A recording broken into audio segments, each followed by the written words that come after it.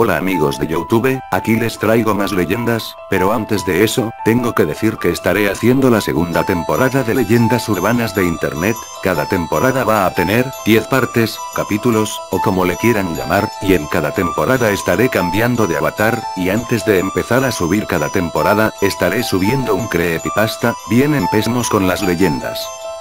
Esta se llama Camionero Fantasma. Un hombre detiene su coche para prestar ayuda a un desconocido que le entrega un sobre con dinero y una dirección. Es de vital importancia que lleve el dinero a su mujer que está a punto de dar a luz. Sin embargo, hay algo extraño. Cuenta la leyenda que un camionero llamado Ignacio Velázquez avanzaba a gran velocidad con su tráiler por una zona montañosa. Aunque habitualmente era muy precavido y un gran conductor, la noticia de que su mujer estaba a punto de dar a luz le había obligado a saltarse las precauciones que normalmente tomaba mientras conducía. Sabía que debía llegar lo más rápidamente posible para entregar un dinero que era necesario para que asistieran el parto de su esposa, por lo que no dudó ni un instante en arriesgar su vida entre abismos y zonas rocosas para llegar lo antes posible. Era una cantidad de dinero muy grande porque sumaba el total de 2 meses de trabajo y la venta de una finca que recientemente había heredado. Cuando faltaban pocos kilómetros para el desvío que la llevaría junto a su esposa y el primer hijo que ésta alumbraría, su camión perdió el control y salió de la carretera. El impacto contra las rocas fue brutal, pero Ignacio consiguió salir del vehículo sin un solo rasguño. Aturdido por la situación y sin saber muy bien qué hacer, intentó que algún coche le llevara hasta su mujer, pero era una carretera poco transitada y tras varios minutos no pasó ningún otro vehículo. Decidido a llegar junto a los que quería de una forma u otra, comenzó a caminar en dirección a su destino. Anduvo por aquella carretera varios kilómetros, pero por alguna extraña razón parecía no avanzar y, cuanto más se alejaba del lugar del accidente, más oscuro se volvía todo. Desesperado por la situación decidió sentarse en una roca, aunque no se sentía cansado, mas estaba tan confundido que necesitaba hacer una pausa, y cuál fue su sorpresa que, al mirar hacia atrás buscando algún coche para hacer autostop, encontró a su camión estrellado contra las rocas. Era como si no hubiera caminado ni 10 metros a pesar de todo su esfuerzo, como si estuviera atado a aquel lugar y le fuera imposible escapar. Se había convertido en un alma en pena atado a este mundo. Sin embargo, el deseo de Ignacio por ayudar a su familia era tan fuerte que ni la muerte le podía impedir que cumpliera con la promesa que le había hecho a su mujer de que llegaría con el dinero. Para él, el tiempo no transcurría a la misma velocidad que para nosotros y cada día era como si volviera a comenzar y no pudiera comprender que la vida seguía su curso normal. Cada día empezaba con la misma angustia por no poder ayudar a los que amaban y despedirse de ellos. Con el tiempo y casi sin darse cuenta, su espíritu se volvía cada vez más fuerte, incluso corpóreo, hasta que llegó un momento en el que pudo aparecerse a los conductores que viajaban por esa vía a la misma hora en que él falleció en el accidente con su camión. La mayoría de conductores, asustados, aceleraban el paso o le ignoraban. Hasta que un día, una noche, un joven llamado Daniel circulaba a altas horas de la madrugada por la carretera, cuando vislumbró a un hombre a un lado de la calzada que parecía haber salido de la nada. Pensando que hacía autostop, detuvo su coche y bajó la ventanilla. «Buenas, señor, ¿a dónde va?»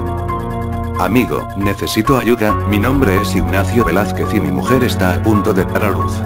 Mi camión se ha salido de la calzada, no puedo dejarlo aquí con toda la carga», mintió el fantasma para no desvelar que estaba ligado a aquel lugar, «pero es de vital importancia que mi mujer reciba este sobre con dinero para que atiendan su parto y las necesidades del niño. Esta es la dirección donde vivimos, una matrona se encuentra con ellos», le dijo mientras le ofrecía un papel con una dirección anotada y un sobre bastante abultado lleno de dinero.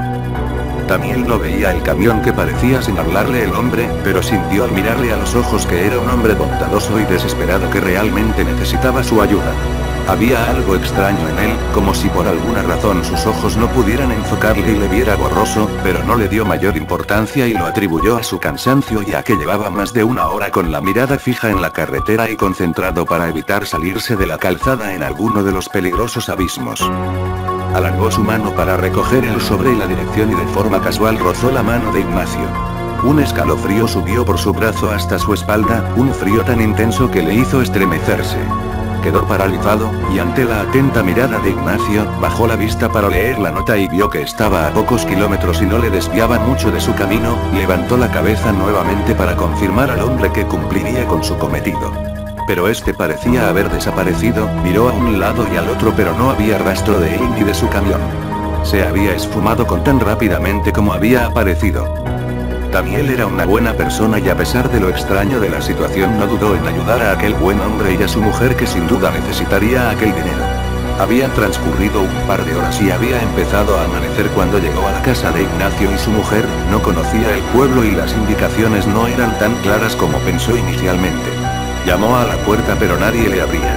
Una vecina, viendo su insistencia mientras golpeaba la puerta, le dijo que ya nadie vivía allí. Allí no vive nadie ya. Si busca a doña Matilde, el nombre de la mujer de Ignacio, se cambió de casa hace tiempo. Aquello era realmente raro, pero Daniel era un hombre de principios y estaba decidido a hacer todo lo que estuviera en su mano para ayudar. Pidió la nueva dirección a la vecina y, aunque estaba en la otra punta de la ciudad, no dudó en acercarse para entregar el sobre. Una hora después llegó a la nueva dirección y llamó a la puerta. «Buenos días, ¿está doña Matilde?», dijo pensando que quien le abrió la puerta sería la matrona. «Buenos días, sí soy yo, ¿qué desea?». «Me envía su marido con este sobre con dinero para atender su parto, pero debe haber un error porque obviamente usted se encuentra en perfecto estado». «Eso es imposible, mi marido falleció en un accidente de tráfico el día que nació mi pequeñín». Pudo ver a un niño de unos 5 años jugando en el suelo detrás de doña Matilde. Daniel estaba confundido, pero algo en su interior le decía que era el lugar y la persona correcta, por lo que extendió su mano y le entregó el sobre sin hacer más preguntas. La mujer abrió el sobre y estalló en lágrimas cuando encontró junto al dinero una nota escrita a mano por su marido que le decía: «No he faltado a mi promesa, aquí está el dinero, siempre estaré con vosotros. Os quiero». Daniel estaba tan aturdido por la situación que se derrumbó en el asiento de su coche y empezó a pensar en lo sucedido, la extraña forma de aparecer en la calzada, su mano tan fría como el hielo, como desapareció en un instante. Era todo tan siniestro que debería estar muerto de miedo, pero no era así. Sentía una gran paz y la sensación de haber hecho lo correcto. Recostó su cabeza en el respaldo del asiento e instintivamente miró por el espejo retrovisor. Reflejado en él estaba Ignacio, que le sonreía y le daba las gracias. Daniel dio un salto en su asiento y se giró para mirar tras su vehículo en el lugar que debiera estar el hombre que se reflejaba. Pero allí no había nadie. Miró nuevamente al espejo, pero todo rastro de aquel buen hombre había desaparecido. Nota: esta leyenda está basada en la historia de El Trailero Fantasma, una leyenda bastante conocida en México y que narra cómo el fantasma de un hombre aparece pidiendo ayuda para entregar un sobre con dinero a su familia. Muchos aprovechan para quedarse con el sobre y su contenido, pero el fantasma les castiga secando su cuerpo hasta dejarles como un esqueleto o apareciendo en el asiento del copiloto y provocando un accidente que les cuesta la vida. Bueno, ahora voy yo con la siguiente leyenda. Esta se llama La Fábrica del Demonio. Dos vigilantes realizan su ronda por una oscura fábrica cuando empiezan a escuchar ruidos. El más veterano le contará al otro la leyenda que circula sobre el lugar, y cómo su dueño vendió su alma al diablo para asegurarse que no le roben. Las linternas proyectaban su haz de luz en la nave desierta. Los dos vigilantes escudriñaban el rincón donde uno de ellos había escuchado un ruido. ¿Ves algo? No, nada. Creo que empiezas a estar obsesionado. ¿Es porque tú eres nuevo, Marcos? Seguramente si supieras lo mismo que sé yo. Cuenta. Le apremió el novato. Enrique bajó el tono de voz y le informó a su compañero. ¿Sabías que llevamos, entre lo que hacemos esta ronda, más de 6 bajas por depresión? Marcos puso tal rostro de sorpresa, que su compañero comprendió que no debía estar al corriente de la situación. Enrique prosiguió relatando la historia. Antonio, por ejemplo, me comentó que padecía estrés debido a los ruidos que se oían por la noche. Parecían los lamentos de un hombre que, a veces, derivaban en silbido, pero lo más traumático llegó cuando escuchó la respiración de una persona muy cerca de su oído y hasta llegó a sentir el calor de su aliento. Joder, Enrique. Es para acojonarse. Pero bueno, sigue. Marcos estaba cada vez más inquieto. ¿Tú sabías que en esta fábrica estuvieron mucho tiempo sin sufrir ningún robo? Lo más curioso es que siendo uno de los barrios más peligrosos, no tenían a nadie para protegerla. Según una leyenda que circula desde hace tiempo, el dueño de la fábrica hizo un pacto con el diablo nada menos, para que no ocurriese nada en estas naves. Al parecer, Lucifer aceptó el trato y envió un perro horrible, con las fauces de un monstruo de la envergadura de un caballo que arrastraba sus mugrientas garras por cada rincón de este horrible lugar. El trato no fue gratuito. A cambio, Lucifer exigió el alma de un vigilante al año. Cada 12 meses el propietario de la fábrica contrataba un guarda nocturno y a los pocos días lo encontraban muerto. Lo único que me dijeron al respecto es que la empresa ha cambiado de dueño, ¿es verdad?, preguntó Marcos intrigado. Sí, en efecto, y por eso hace 2 años que no encuentran el cadáver de uno de los nuestros, pero lo cierto es que los extraños sonidos se siguen escuchando. Un nuevo ruido alertó a Enrique que, automáticamente, dirigió hacia ese punto el foco de luz de la linterna intentando descubrir de dónde provenía. Se acercó al rincón iluminado pero no advirtió nada anómalo. El silencio reinante comenzó a inquietarle. «Marcos, ¿estás ahí?». Nadie le respondía. Enrique tocó un bulto en el suelo, justo en el lugar donde estuvieron unos segundos antes. Al acercarse descubrió con horror que los ojos de su compañero miraban al vacío. Le cogió la muñeca derecha para comprobar el pulso. No cabía duda. Marcos estaba muerto. Lo que más impresionó a Enrique es que su compañero estaba cubierto de rasguños y rasgaduras. Era como si una enorme bestia lo hubiera atacado con sus afiladas garras. Nota: esta leyenda ha sido extraída del libro Leyendas Urbanas escrito por Alberto Granados para la editorial Punto de Lectura. Bueno, ahora voy yo. Esta se llama Gloomy Sunday. Gloomy Sunday es una melancólica canción romántica compuesta por Red Seres y escrita por Laszlo Havor. La canción trajo una ola de 17 suicidios cuando salió en Hungría y después, según cuentan, más de 100 al llegar a los Estados Unidos. Inclusive acabó con su propio creador Red Seres, inspirándolo a saltar por la ventana. La canción Gloomy Sunday fue compuesta por el pianista y compositor húngaro Red Seres en 1933.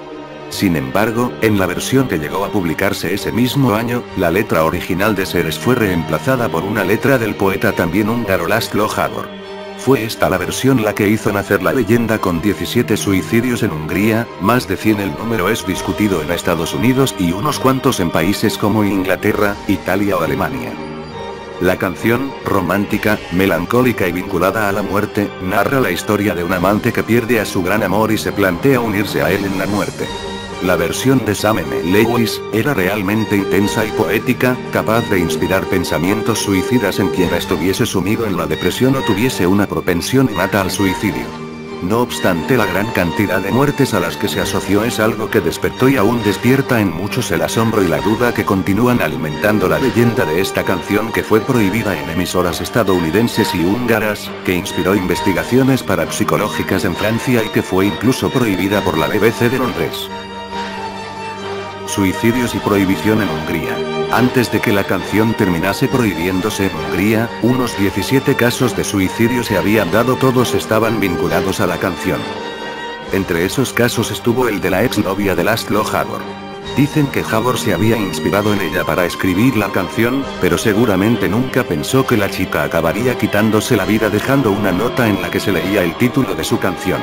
Szomorú Sarna. Triste domingo en húngaro. Otro caso alarmante fue el de 2 personas que se dispararon simplemente por escuchar a una banda de gitanos tocar la melodía, o el de cierto hombre que entró a un club nocturno, pidió a la banda que interprete Gloomy Sunday y después, sumido en la melancolía, salió y se reventó la cabeza de un disparo.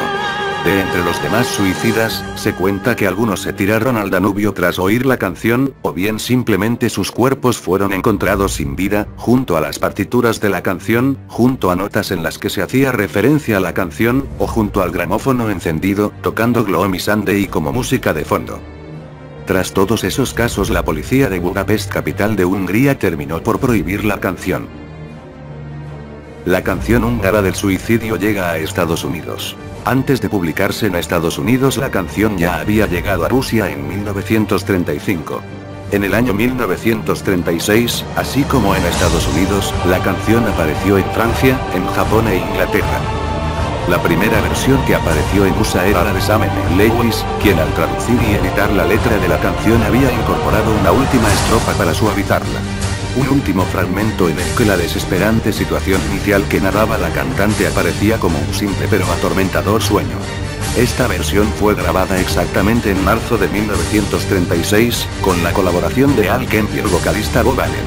Tras esa versión siguieron muchas otras como la de Paul Whiteman, la de Artie Shaw y Pauline Burns, y la más conocida versión de la cantante de jazz Billie Holiday, que vio la luz en 1941, y a la cual se le atribuye haber popularizado la canción. Como es de suponer, antes de que la canción llegara a Estados Unidos ya se sabía de los suicidios en Hungría y, cuando Gloomy Sunday surgió en Estados Unidos, los suicidios empezaron a darse y rápidamente la canción fue conocida como la canción húngara del suicidio. En este marco, muchos creen que el éxito de la versión de Billie Holiday estuvo ligado al oscuro poder que se le atribuía a la canción, ya que, según cuentan, la versión de Billie Holiday tenía algo hipnotizante que, en el caso de los amantes afligidos que la oían, surtía un efecto tan intenso que incitaba a buscar en la muerte el alivio a las penas de esta vida. Finalmente, tal y como puede constatarse en una nota del New York Times, la canción fue prohibida en algunas emisoras de radio y clubes nocturnos. Aniquilado por su propia creación.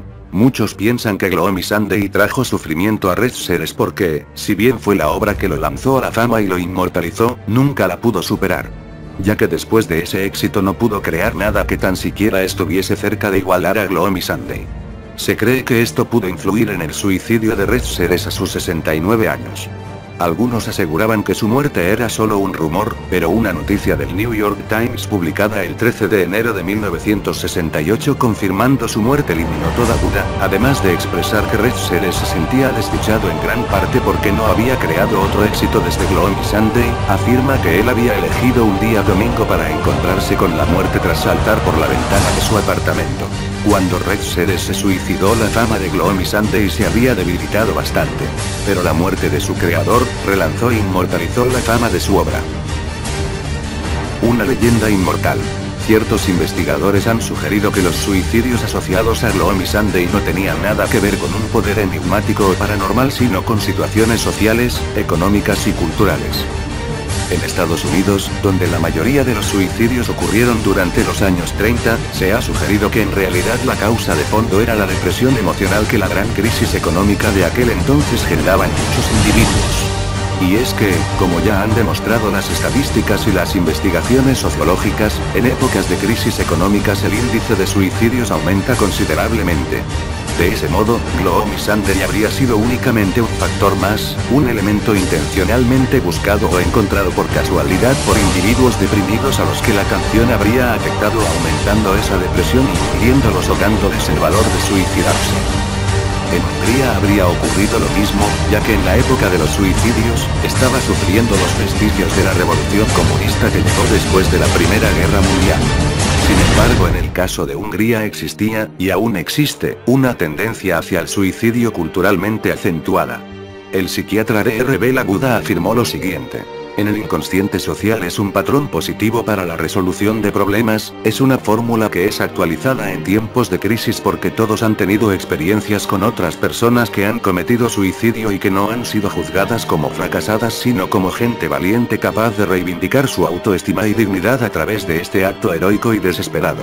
Todo lo anterior esclarece un poco las causas de fondo de los hechos de la leyenda, pero nunca será suficiente para explicar casos como el del niño italiano que tras oír la canción dio todo su dinero a un mendigo y se suicidó, o el de las dos personas que súbitamente se dispararon tras escuchar a gitanos tocando la canción en la calle.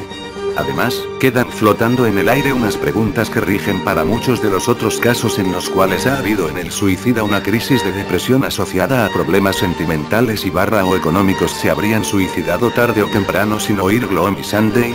¿Habrían podido otras canciones moverlos al suicidio? Y ya a nivel general, ¿por qué fue específicamente Gloomy Sunday y no otra canción triste habiendo tantas la que apareció ligada a los suicidios iniciales de Hungría? Tal vez Gloomy Sunday es solo un caso similar a las desventuras del joven Werther, novela alemana que inspiró varios suicidios pero en el ámbito de la música, o tal vez es una canción cuyo poder deprimente tiene realmente algo o mucho de misterio. Bueno, ahora mi turno, esta se llama Types Dojo. Cuentan que si desbloqueas a Types 2, personaje secreto del videojuego Sonic R y juegas mucho tiempo con él o te encierras a oscuras y escuchas una y otra vez el tema Can You Feel de Sun Cine, el personaje aparecerá ante ti, te arrancará los ojos y se llevará tu alma o, si tienes suerte, te sumirá en la locura y el miedo por el resto de tus días. Tails Dodge es uno de los 6 personajes secretos que se pueden desbloquear en el videojuego de carreras Sonic R, creado en 1997 para la consola Sega Saturn y relanzado en 1998 para PC. La leyenda dice que, aquel que logre desbloquearlo tras jugar en la pista Radical City obteniendo los 5 tokens y llegando entre los 3 primeros, correrá el riesgo de ser visitado por el siniestro Tails Dodge. Sin embargo, se cree que desbloquearlo no es suficiente para invocar su maligna presencia. Así, son 2 las formas para abrir las puertas al demonio Tails Dodge. La primera y más conocida es jugar con Tails Dodge. No se sabe exactamente cuánto, pero en general se cree que es bastante y hay quienes dicen que hasta debes ganarle usando a Tails Dodge a los personajes más veloces en el modo Tag Race.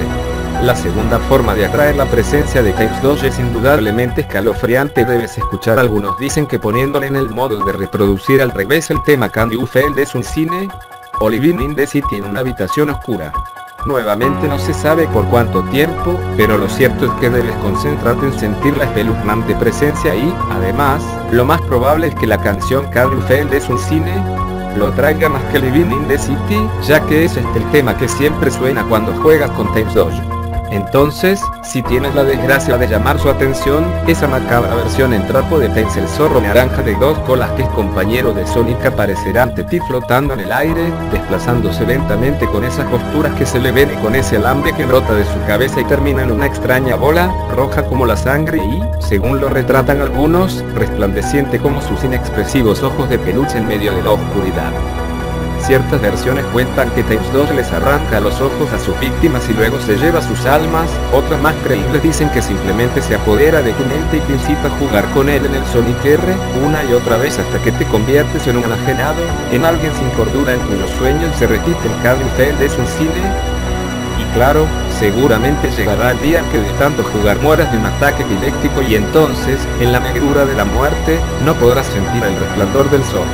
En el mejor de los casos, lo que podría ocurrirte si Tails Dodge te visita es que te vuelvas loco y, aunque no vuelvas a encender el maldito Sonic R, el temor se apodere de tu vida y veas cada día al siniestro Tails Dodge en una esquina de tu habitación o de cualquier otro lugar en donde él se te aparezca a ti, solo a ti, pues nadie más lo podrá ver. El origen de la leyenda. Todo surgió en Los Ángeles, California. Allí, cierta noche la madre de un niño subió a buscar a su hijo para la cena. Como de costumbre, el niño estaba jugando con la Sega Saturn en su habitación. La puerta estaba cerrada y el niño no contestaba, por lo que la madre abrió y entonces ahí, tirado en el suelo y con espuma saliendo de sus labios azulados, su querido hijo yacía con las pupilas dilatadas y la mirada puesta en ningún lugar. El niño estaba muerto y el tema de Can You Feel This un cine se repetía una y otra vez como música de fondo irónicamente alegre para aquella trágica escena. Cuando la policía vino, la madre firmó una declaración donde, entre otras cosas, aseguraba que su hijo pasaba demasiado tiempo jugando con el Sega Saturn. Además, mencionó que su hijo se había obsesionado con la idea de desbloquear un personaje secreto.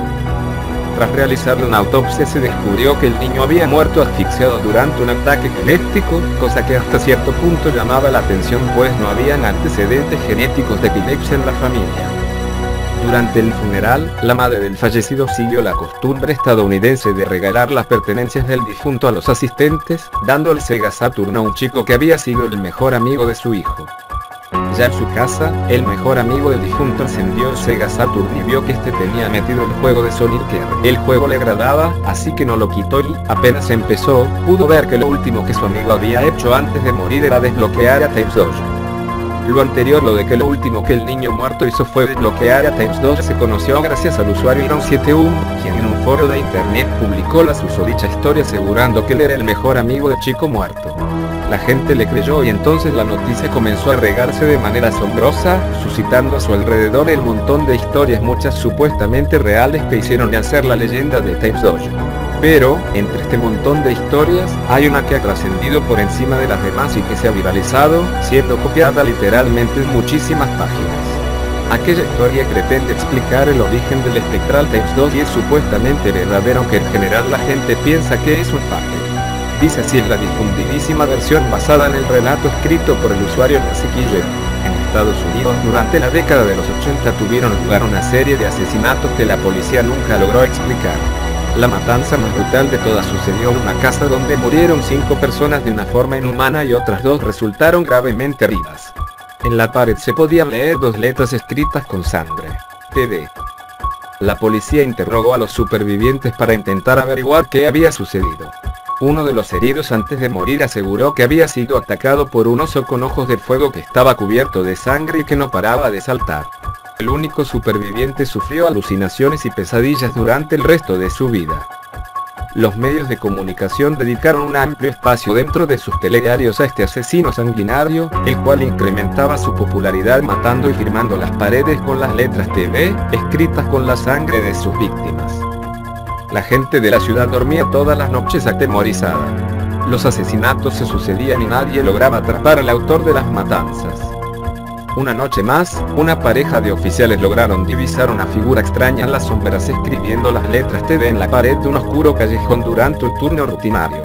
No dudaron en abalanzarse sobre el sospechoso, pero este se dio cuenta y escapó corriendo. Los policías pidieron refuerzos y lograron seguirle hasta un cementerio cercano gracias a la estela de sangre que el asesino dejaba a su paso.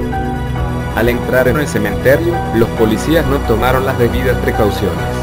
Les dominaba el ansia de atrapar cuanto antes al criminal, que tantos conocidos se había llevado por delante, y ese fue su error. De repente, uno de ellos cayó al suelo sangrando a borbotones por la garganta y su compañero tuvo que auxiliarlo, pero logró sacar una foto con una cámara que portaba en el bolsillo a la zona oscura del camposanto donde se debía encontrar el criminal. Cuando reveló el carrete la sorpresa fue enorme. Al lado de una de las tumbas se podía apreciar la silueta de un oso de peluche con una luz roja en la cabeza portando un hacha en su mano izquierda. La foto se hizo pública y los rumores se extendieron. Muchos de los habitantes de la ciudad llegaron a creer que se trataba de un demonio, y tanto es así que la iglesia decidió tomar parte en el asunto y propuso una serie de ritos y oraciones para intentar combatir con la fe al causante de las desgracias. Se llevaron a cabo múltiples misas, rezos y procesiones sin que el asesino cesase, hasta que un día, TD apareció de la nada y se situó delante de la atemorizada multitud. Lloraba sangre e increpaba a gritos a todos los que daban. El sacerdote se acercó sin titubear al muñeco de trapo y lo roció con agua bendita, y en ese instante, TD comenzó a expulsar sangre por todas sus extremidades hasta que se arrodilló y explotó delante de la gente. El demonio fue vencido y la gente pudo volver a dormir tranquila para siempre, o al menos eso creían hasta que en 1998 ocurrió un asesinato similar a los anteriores, en el que aparecía escrito en el propio cadáver: muchas gracias por vuestro miedo, y a Sega por resucitarme. A partir de ahora no tendré cuerpo ya que soy el Tapes Dojo. Sobre la historia anterior muchos investigaron y no encontraron nada, tal y como sucedió con quien escribió cierta entrada en Club Penguin 568.blog.com y dijo que habló con mucha gente y nadie recordaba ningún asesino TD en los años 80. Asimismo, afirmó que unos colegas suyos habían buscado archivos sobre TD en hemerotecas en inglés, no encontrando absolutamente nada. Junto a la historia anterior hay otros rumores muy difundidos como el de que Miyamoto creó un sello para evitar la maldición de Tapes Dojo, sello este que tiene el punto débil de poder romperse si se desbloquea el personaje Super Sonic jugando con Tapes Dojo en el modo Tag 4 Characters. O también, aquel otro rumor de que Sega no volvió a poner a Tapes Dojo en otros títulos, cosa que es falsa ya que se puede ver a Tapes Dojo como objetivo a destruir dentro de un minijuego de Sonic Adventure en 1999, además de en Sonic Rivals, donde se lo menciona en una carta que aparece en el juego. Con todo, queda al lector el beneficio de la duda y la posibilidad de descargar el Sonic R para PC a ver qué mismo pasa con el temido Tapes Dojo. Muy bien amigos, hasta aquí llegó el vídeo, espero que les haya gustado, está bien, me despido.